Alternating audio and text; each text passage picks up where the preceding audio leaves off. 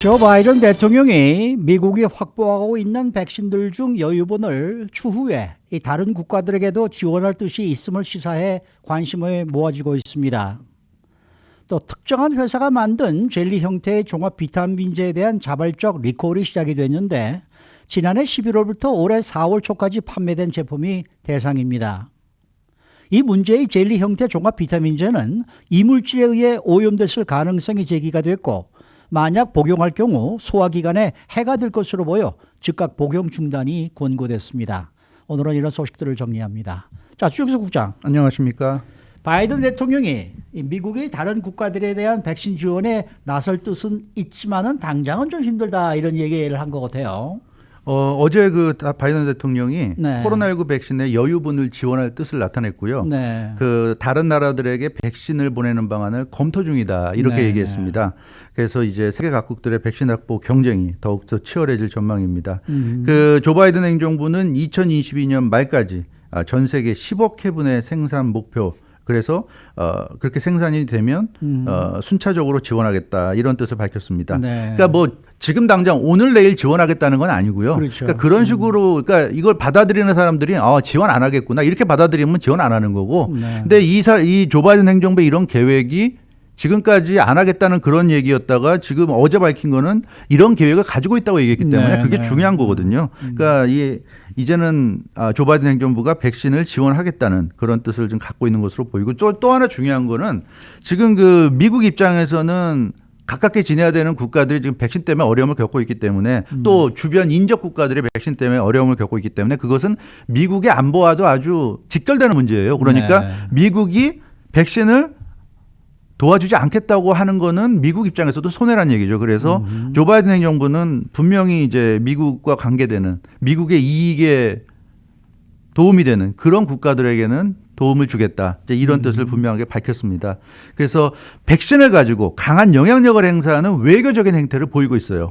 국제사회에서 유일 초강대국의 어떤 리더십을 되찾는 계기로 활용하고 있다는 분석들이 나오고 있습니다. 네. 특히 트럼프 대통령 시절에 트럼프 대통령이 좀 스스로 고립주의를 택하면서 아메리칸 퍼스트를 외치면서 다른 나라보다 미국부터 생각하겠다 이런 이제 그 주의를 펼쳤는데 다시 예전으로 돌아가는 지금 그런 상황인 것으로 보여집니다. 그리고 지금 조 바이든 대통령도 이렇게 나설 수밖에 없는 게 중국이 지금 자국 백신 물론 중국 백신이 뭐 파이자나 모더나나 이런 미국이나 유럽의 백신들에 비해서는 떨어진다는 평을 받고 있긴 하지만 어찌됐건 중국 백신을 개발도상국들에 지금 집중적으로 지원하고 맞아요. 있어요. 그렇기 맞아요. 때문에 미국이 계속 이런 식으로 뭐 다른 나라들이 볼 때 계속 이기적인 그런 모습을 보인다면 이제 다른 나라들은 어쩔 수 없이 이제 중국과 친해질 수밖에 없는 거거든요. 그런 차원에서도 미국도 이제 백신을 나눠주지 않을 도리가 없는 겁니다. 네. 그래서 중국의 영향력을 확대하는 그런 차원에서도 지금 조 바이든 대통령이 어제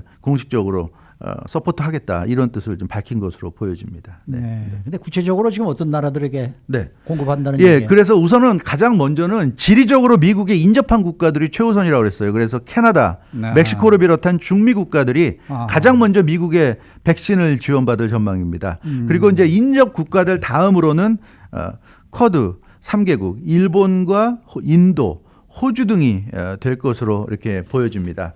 인접 국가들 그리고 이제 쿼드 3개국, 쿼드가 원래 4개국인데 여기에 이제 미국이 들어가니까 미국을 제외한 나머지 3개국 이렇게 지원이 이루어질 것이고요. 그 다음으로는 동맹국 그리고 마지막으로는 그 밖에 다른 전 세계 국가들 이런 순서로 지원이 이루어집니다. 네. 그래서 쿼드 같은 경우는 2007년부터 미국, 인도, 일본, 호주 4개국들의 긴밀한 관계로 시작된 동맹 같은 존재죠. 그래서 이 쿼드라고 해가지고 이 미국, 인도, 일본, 호주 4개국이 정상회담도 하고 정보도 교환하고 군사훈련도 하는 그래서 전략적인 대화를 하면서 긴밀한 관계를 유지해 왔습니다.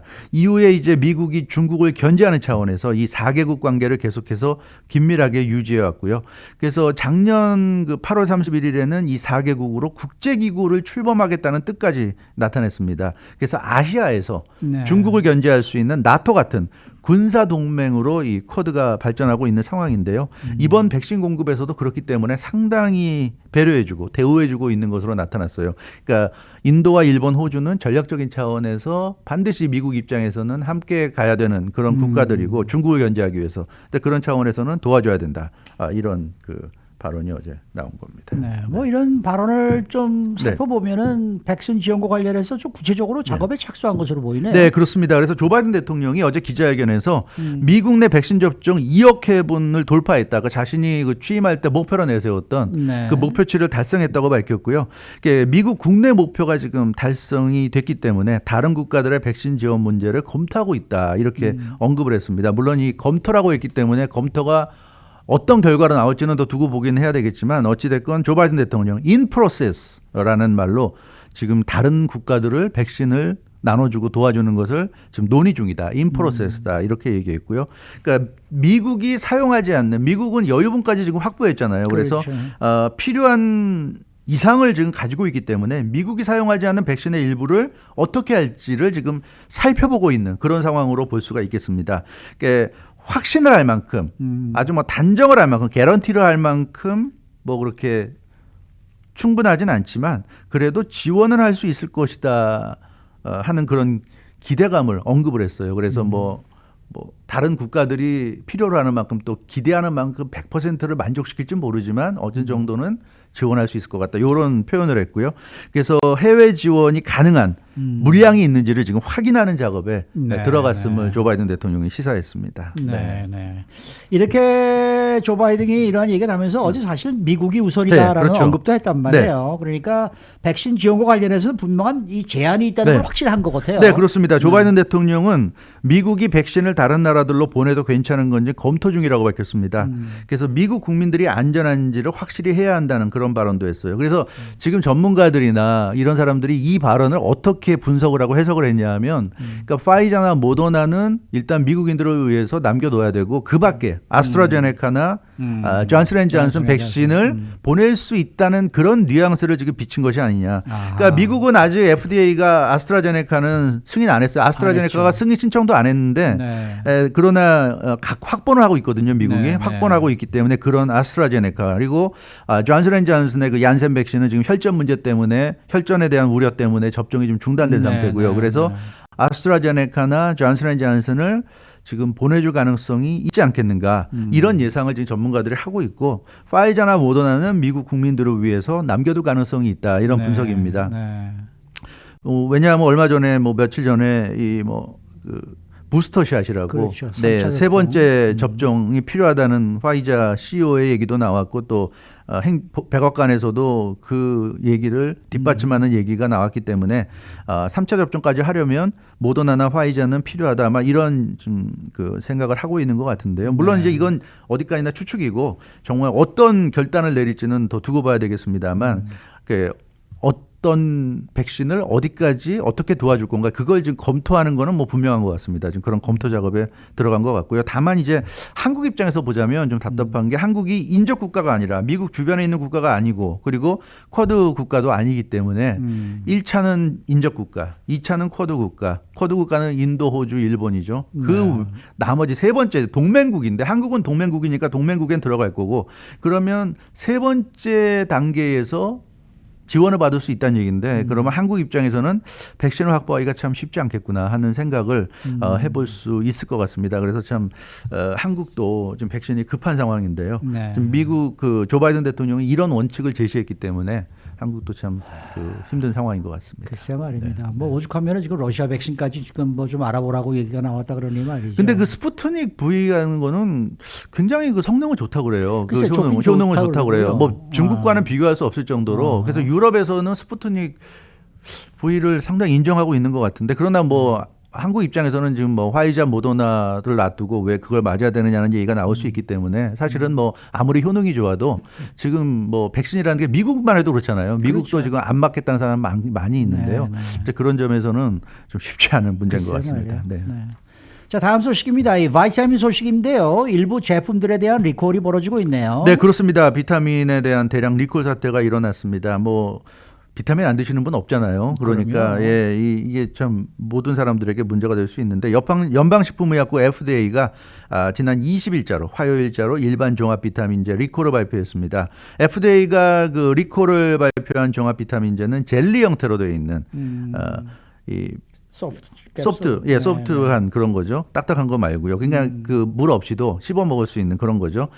비타퓨전 라벨이 붙은 제품들입니다. FDA가 그 문제 비타민 생산업체 처치 앤 드와이트 컴퍼니가 자발적으로 결정한 리콜이라고 소개했어요. 그러니까 뭐 젤리로 된 비타민제가 굉장히 많은데요. 그 중에서도 문제가 되는 건 비타퓨전이라는 라벨이 붙은 처치 앤 드와이트 컴퍼니가 생산한 그런 그 제품입니다. 그것을 처치 앤 드와이트 컴퍼니가 자발적으로 지금 리콜을 결정한 겁니다. 구체적으로 어떤 비타민들이에요? 예.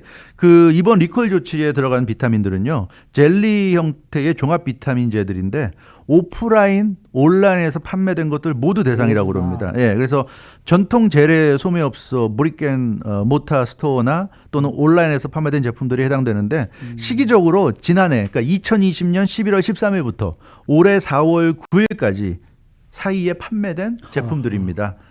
그리고 처치 앤 드와이트 컴퍼니사의 젤리 형태 종합 비타민제들이 이번 리콜 조치에 해당이 됩니다. 왜 리콜이 되는 거예요? 네, 그게 좀 궁금한데요. FDA가 밝혔는데 리콜에 들어간 이유 오염 때문이라고 그럽니다. 오염. 네, 이들 그 젤리 형태의 종합 비타민제들이 금속 망사 성분 물질들에 의해서 오염됐을 가능성이 있다고 FDA가 밝혔습니다. 네. 그래서 이 금속 망사 성분 물질들에 의해서 오염됐을 가능성이 있는 제품들은 작년 10월 29일부터 11월 3일 사이에 제조된 생산된 그런 제품들이라고 그래요. 그때 만들어져서 판매가 된 것은 작년 그 11월 13일부터 올해 4월 9일 사이에 판매가 된 겁니다.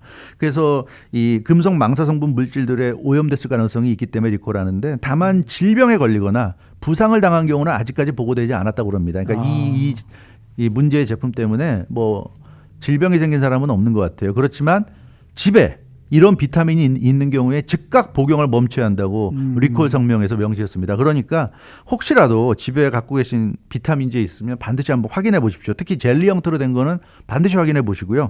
이 처치 앤 드와이트 컴퍼니가 만약에 만든 젤리를 갖고 계시다면 그건 드시지 않아야 됩니다. 네. 이거 만일 복용하게 되면은 어떤 부작용이 있다는 거예요? 네, 아직까지는 이거 복용해서 뭐 좀 탈이 났다는 리포트는 들어오지 않고 있지만 지금 그 이 FDA가 얘기하는 거는 이 문제의 젤리 종합 비타민제를 복용하게 되면 소화기관에 데미지를 줄 수 있다. 이런 지금 그 얘기를 하고 있습니다. 네. 그래서 그렇기 때문에 집에 이 비타민 제품이 있는 경우에 절대로 복용해서는 안 된다.